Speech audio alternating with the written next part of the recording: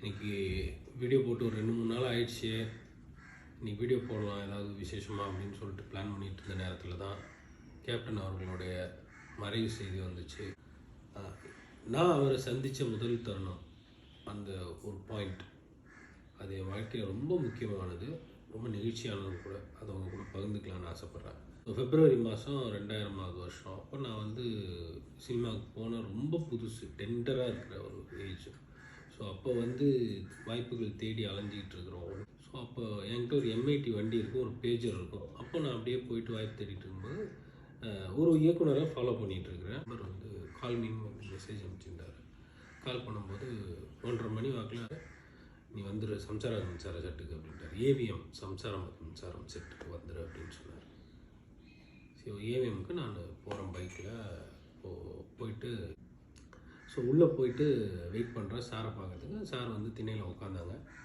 அவருக்கு ஒரு கால் மட்டும் கொஞ்சம் ஃபிசிக்கலி சேலஞ்சு அவர். ஸோ இப்போ அவரை போய் பார்க்கும்போது அவர் உட்காந்தார். நான் நின்று பேசிகிட்டு இருக்கும்போது டக்குன்னு ஏந்திரிக்கிறாரு. ரொம்ப க்ளோஸர் லெவலில் நின்றுட்டு இருக்கிறதுனால என்னால் இடிச்சிக்க போகிறாருன்னு சொல்லி நான் 2 அடி பின்னாடி எடுத்து வைக்கிறேன். பார்த்தா யாரையும் மிதிச்சிட்டேன். நான் தடுமாறின உடனே ஒரு உறுதியான பிடி என்னை பின்னாடிலேருந்து 2 கையால் அப்படி 2 கையும் பிடிச்சி தாங்கி அப்படி பிடிச்சி தள்ளி நவுத்தி நிறுத்துறாப்புல.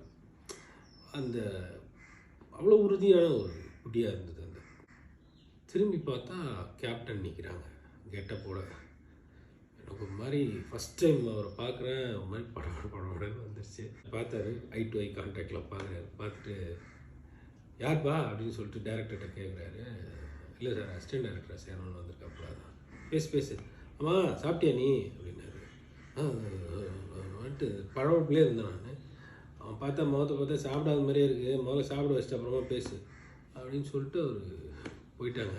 நான் யாரோ ஒரு மனிதன் அவருக்கு. ஆனாலும் அந்த முதல் பார்வையில் முகத்தை பார்த்தே நான் சாப்பிடலன்னு கண்டுபிடிச்சதாகட்டும், இன்றைக்கு வரைக்கும் அவரோட தயாள குணத்தை மறக்கவே முடியாது. இதுக்கு மேலே அவர் இல்லைன்னு நினைக்கும் போது ரொம்ப கஷ்டமாக இருக்குது. Rest in peace captain.